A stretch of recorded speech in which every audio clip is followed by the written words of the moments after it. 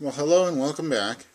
When we last left off, I had to cut the video short after going through the November 10th, 1910 pistol trials in order to make enough time to cover the March 15th of 1911 pistol trials. Now, both pistols, neither one of them were in good enough shape to actually be accepted by the Army, so there was some back to the drawing board moments for both manufacturers. Now, Colt completed 6 prototype pistols before the March test, and they had several design improvements in them. The first design improvement being the depth of the groove between the barrel lugs was made shallower, which left more material on the barrel, which made it stronger. They also left more material on the barrel by taking the grooves around the barrel and only making them across the top of the barrel instead of all the way around. And then on the right side of the frame, where the safety lock was held in, they had a plate that was removed, and then it was held in internally, and then the hammer pin and the safety pin were installed from the left side and covered by the larger thumb safety here.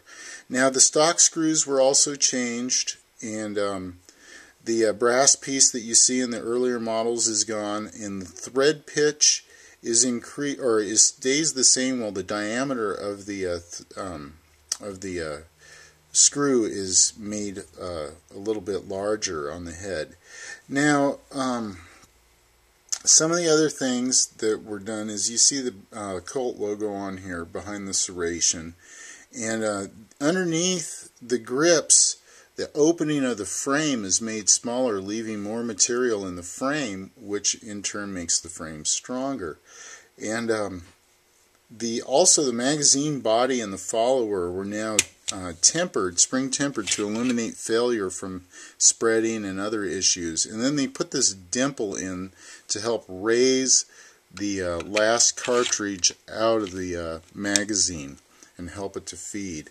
So the March 15th pistol trials, when they took place, they went through a battery of tests before they started firing them. And they examined the balance, design, appearance, the suitability for mounted troops. The weight of both pistols was taken, and the Savage was an ounce heavier at 2 pounds 8 ounces.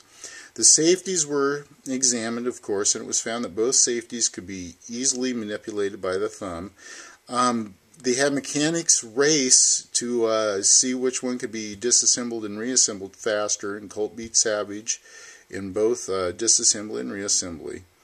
And the pistol parts were counted. The Savage had 40 and the Colt had 61.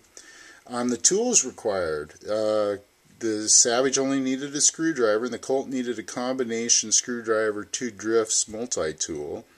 They tested the ejection of the cartridges. The Colt throws the cartridge up into the rear, and then the Savage up into the front. And they checked the velocity at 25 feet from 5 shots. The Savage averaged 849 feet per second, and Colt was 825 feet per second. They checked for accuracy. Colt had a consistently tighter group than Savage on both rapid fire and slow fire. And let's see, what else did they do? Well, after that point, they took and then each pistol was examined and then fired the 6,000 rounds. Now, each pistol was cleaned and examined and oiled after each 100 rounds, and any defects that were noted, they took and made sure that those were all noted, and if there was the pistols were alternated too and allowed to cool, and they were cooled till they were slight to the touch of the, or cool till the touch of the hand. So they'd fire the Savage, then they'd set it over to the side and fire the Colt, and just back and forth like that. So in the first 1,000, it took 1 hour and 29 minutes, and the magazines dropped out of both, but that was found to be the fault of the operator. The second 1,000 rounds took 1 hour and 48 minutes. The Colt fire was perfect. The Savage had 3 misfires. The bolt failed to return home. On the fourth 1,000, it took 3 hours and 1 minute, and the Savage firing pin was shorter than the spare. It had a couple of misfires. The bolt stop was upset. The sear was also slightly upset. So it's starting to show some signs of where the firing pin was getting beat down and whatever. The Colt functioned perfect. In the 5,000 set of firing, the Savage magazine kept falling out, and a new one was substituted, and the new one had the same issue, and it was discovered that the magazine catch had jarred out for a portion of its length, preventing the magazine from catching, and it was driven back into place, and then they slightly pinned it to hold it in place, and the bolt was cracked too, and this had to be replaced, and the Colt functioned perfectly. Now in the last 1,000 rounds, the Savage just started to fall apart. The new bolt did not allow the shells to properly eject, and that caused the shell ejection pattern to change. The new bolt had not really been properly fitted and was corrected, allowing the shells then to eject correctly. And then a new extractor was fitted, and the test continues. So it was really starting to have some issues. There was 24 misfires between the 5,000th and the 5,661st shot. They became so frequent the pistol was disassembled, and it was discovered that the breech plug had cracked and was binding the hammer.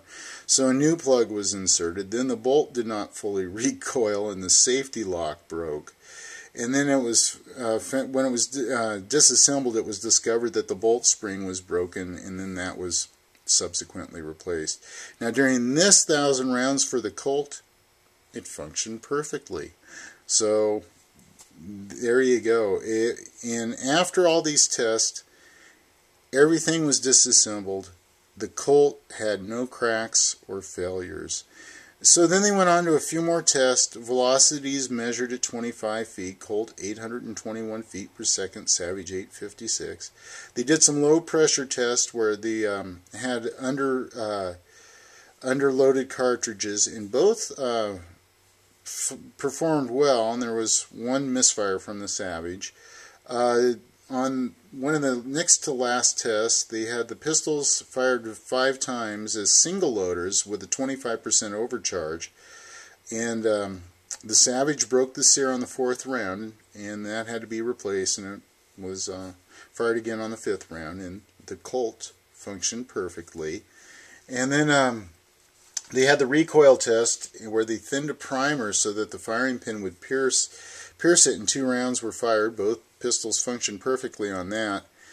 And then one of the things that was noted by the men firing this during the test was that the recoil from the Savage was so severe that firing at 500 rounds was equal to firing 2,000 rounds in the Colt.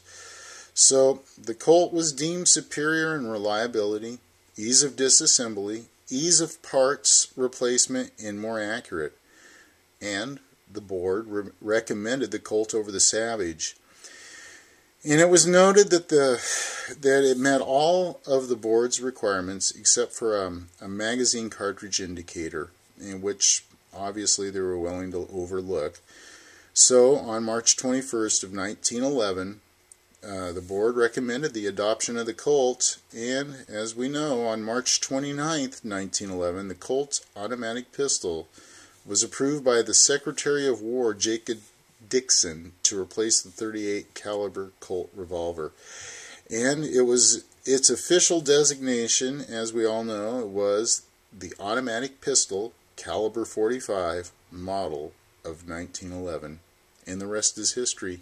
Alright, hey, thanks for joining me on this journey and seeing how the 1911 was developed. I hope you've enjoyed this. I hope that everybody that watches this has a good understanding of how this was developed over 11 years, and it took quite a bit of effort, and John Browning and Colts never gave up. They were always there working hard to try to win this contract, and their persistence paid off in the end, and they got the contract, and as we know, the rest is history. All right, hey, thanks for watching, and we'll be back with starting to look at some of these Navy and Army contract military issues. All right, thanks for watching, and have a good evening.